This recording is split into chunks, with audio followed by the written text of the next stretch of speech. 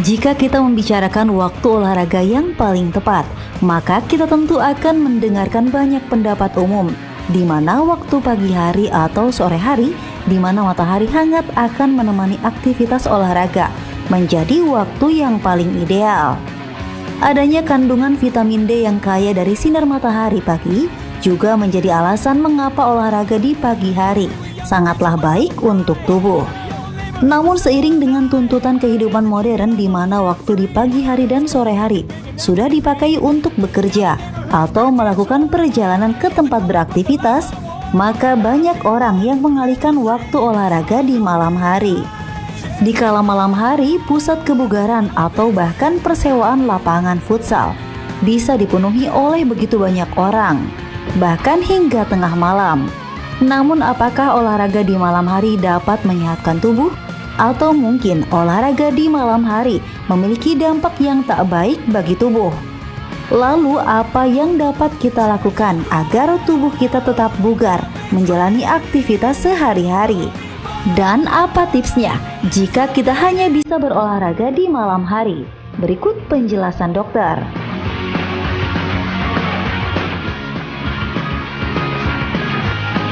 Ini biasanya ya kalau kita pagi-pagi olahraga kan, tapi untuk yang tinggal di kota, yang sibuk, kadang nggak sempet nih, sempetnya malam-malam. Dan sekarang ini kan ada nih tren klub lari di malam hari, ya. Nah, sebetulnya lebih baik mana nih, olahraga di pagi atau malam hari? Untuk itu, sudah hadir di tengah kita Dr. Sofia Hage, spesialis kedokteran olahraga. Selamat siang, Dok. Siang. Oke deh, Dok. Nih dokter tim olahraga pagi atau tim olahraga malam nih? Sesempatnya. Sesempatnya. Karena kadang-kadang kita juga gitu ya. Kadang-kadang emang jaga pagi ya udah olahraga malam. Tapi kalau jaga malam ya udah olahraganya pagi gitu ya. Nah, ini banyak sekali nih, Dok, mitos atau fakta yang beredar di masyarakat mengenai olahraga pagi atau olahraga malam. Katanya nih, Dok, olahraga malam itu bisa mengganggu waktu tidur. Mitos atau fakta? Nah, jadi sebenarnya jawaban singkatnya adalah mitos, tapi tapi ada tapinya nih. Karena memang kalau terlalu mepet dengan jam tidur kita, heart rate-nya atau nadi kita tuh belum turun. Kemudian hormon adrenalin yang meningkat sesudah selesai olahraga memang belum turun. Jadi kalau kita biasanya tidur jam 10, jam 11, sebenarnya kita sudah diharapkan berhenti 1 sampai 2 jam sebelum kita mulai tidur. Tapi bukan berarti bahwa kita tidak boleh olahraga di malam hari. Karena kalau kita olahraga dengan rentang waktu tersebut, justru tidak akan mengganggu pola tidur. Malah ada beberapa orang yang tidurnya lebih dalam dan lebih nyenyak kalau olahraga dulu. Itu kayak saya tuh, kalau malam olahraganya malah lebih enak tidurnya, lebih lelap. Lebih enak. Iya itu, betul. Jadi itu mitos sebenarnya. Mitos, ya. Jadi itu sebenarnya mitos. Syaratnya itu ya, 1 sampai 2 jam sebelum kita tidur sudah berhenti. Biasanya pasti dijeda setelah olahraga, biasanya mungkin makan makanan ringan dulu, habis itu baru mandi, baru kita tidur gitu. Nah, selanjutnya nih, Dok, mitos atau fakta olahraga di malam hari membahayakan kesehatan jantung. Nah, ini juga sebenarnya adalah mitos.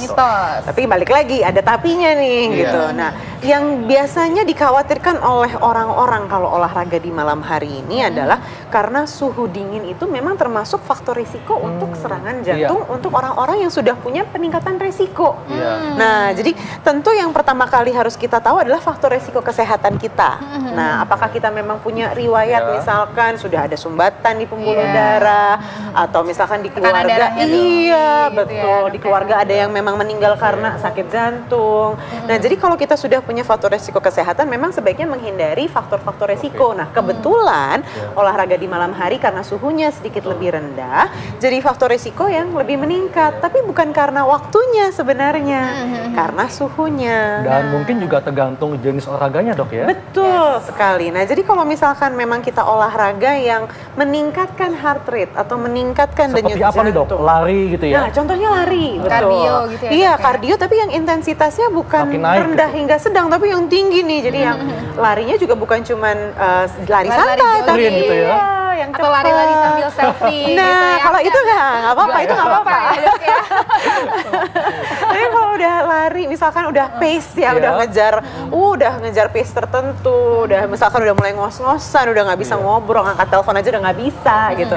Nah itu yang memang sebaiknya dihindari untuk orang-orang yang sudah punya faktor resiko. Nah dok, ini terkait ngos-ngosan dan tadi udara dingin ya, apakah olahraga malam bisa mengganggu sistem pernafasan, mitos atau fakta nih dok? Nah ini juga sebenarnya mitos. Mitos lagi. Tapi sebenarnya ada tapinya nih. Yang kadang-kadang suka kita lupakan adalah perbedaan antara kalau kita olahraga di luar ruangan sama di dalam ruangan. Nah kalau di luar ruangan, contohnya kalau misalkan di Jakarta kita ambil olahraga di luar ruangan, biasanya memang malam hari itu kadar polusi kan jauh lebih tinggi. Betul. Nah jadi yang dikhawatirkan itu sebenarnya bukan malam harinya. Kalau kita mau olahraga malam hari tapi kita misalkan tinggalnya nggak di Jakarta, Kalau di puncak kali dok ya, di pegunungan, puncak, di gitu ya. pegunungan, nggak masalah. Nggak masalah, ya. Jadi yang bermasalah itu sebenarnya adalah faktor polusinya.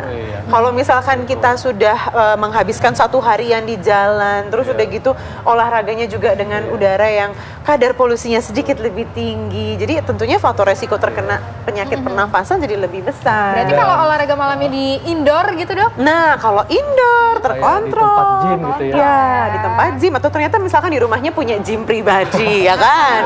Entah punya treadmill, entah punya sepeda atau apa, dan melakukan olahraga itu di rumah, nggak ada masalah. Apalagi kalau misalkan cuman sit up, plank, push up di rumah, ya kan, menyisakan waktu 15-30 menit, nggak ada masalah. Nggak ada masalah.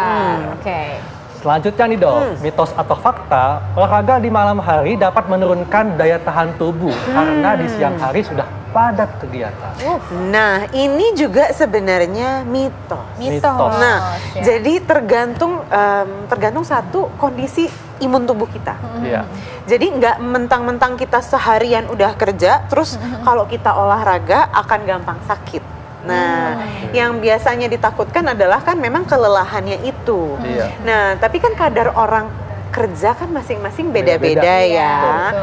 Kalau kita memang pekerjaannya sifatnya kantoran, lebih banyak duduk di depan komputer, tidak terlalu banyak aktivitas, bukan orang lapangan, mau olahraga sesudah itu justru bagus. Karena biasanya sesudah kita seharian duduk, kita butuh sesuatu untuk meningkatkan nadi, kemudian mempertinggi kebugaran, Membuat menaikkan tubuh kebugaran. rileks, Dok, ya. Iya, Membuat betul. jadi lebih rileks. Nah, tapi Dan untuk- biasanya stres di kerjaan juga jadi Nah. lebih mudah dilupakan. Nah, ini pas banget nih dok untuk orang-orang yang bekerja pastinya memilih untuk olahraga malam itu Iya. pasti memang lebih nyaman. Jadi untuk stress mereka ya. release kan? Iya betul sekali. Tapi olahraga macam apakah yang harus dipilih? Nanti kita akan bahasnya ya dok ya. Sesaat lagi tetap di acara Ayo, Dok, Hidup Sehat. Sehat.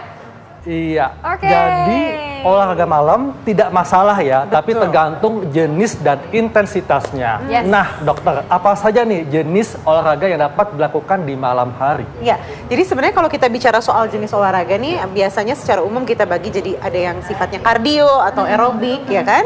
Yang biasanya meningkatkan heart rate tuh, ciri khasnya meningkatkan nadi, Iya. terus jadi keringetan, ngos-ngosan gitu. Nah, yang kedua adalah yang sifatnya kekuatan otot, biasanya latihan-latihan seperti sit up, push up, atau pakai beban dari luar, pakai dumbbell, barbell dan sebagainya.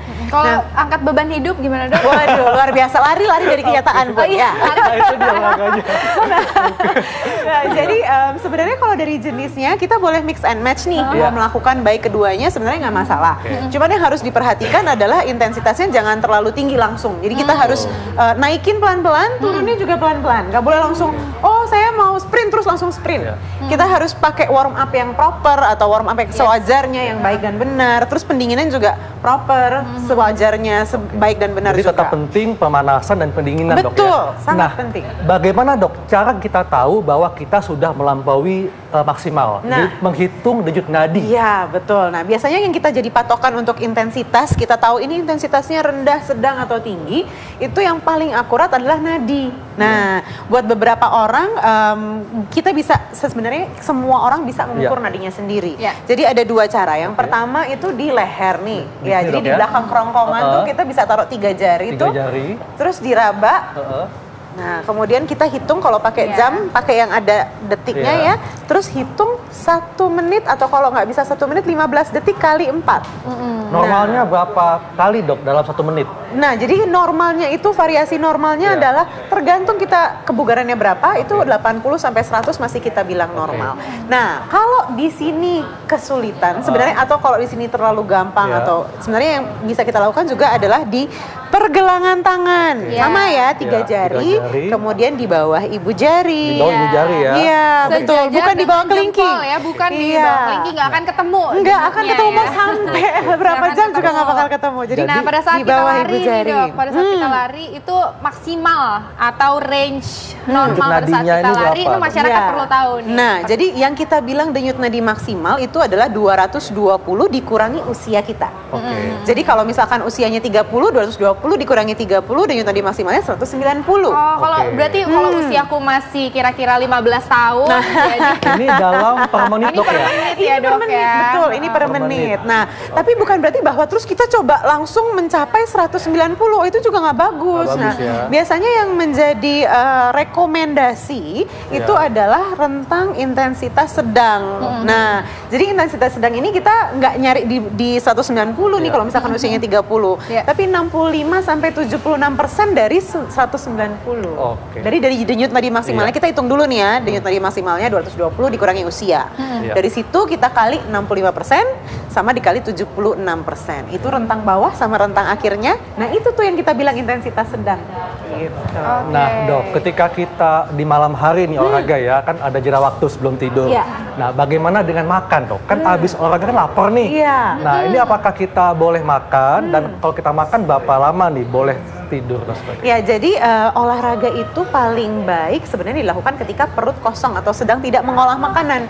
Kenapa? Karena ketika kita olahraga, 80% dari sirkulasi darah akan pergi ke alat gerak. Jadi ke tangan, ke kaki. Jadi kalau kita sedang mengolah makanan saat itu, olahnya nggak benar. Pencernaannya tidak maksimal atau tidak optimal.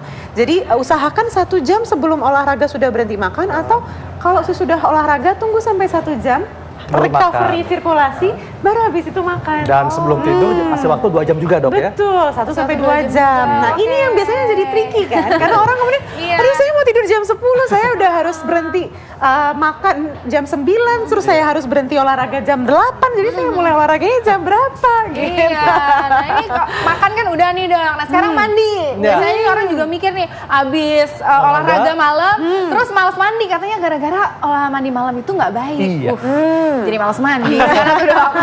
Nah ya, jadi sebenarnya kalau kita mau mandi langsung abis olahraga nggak masalah. Nggak masalah ya? Nggak masalah, kembali lagi ya, kita yang penting tahu faktor resiko kesehatan kita. Jantung sehat, sistem sirkulasi semuanya sehat, mau langsung mandi pun. Ini mandinya air panas, dengan air hangat, air dingin? Air sum-sum mau air panas, mau air dingin, nggak masalah. Nggak masalah. Ya.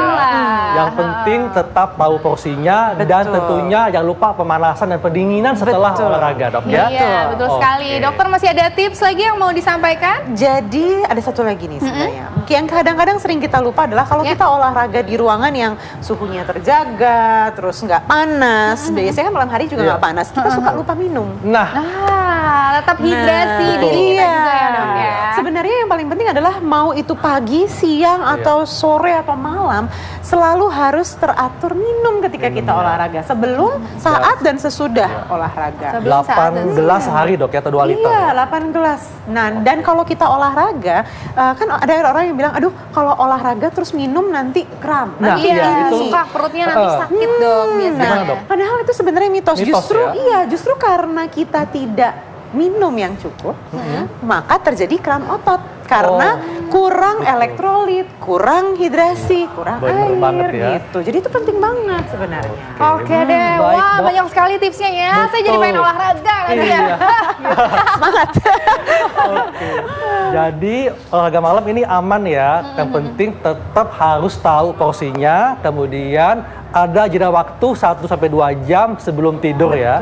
Dan nggak apa-apa untuk mandi malam ya. Iya, jangan karena abis olahraga malam jadi nggak mandi. Aduh, jadi nambah masalah baru. Terima kasih banyak sekali lagi dokter. Ini kalau misalnya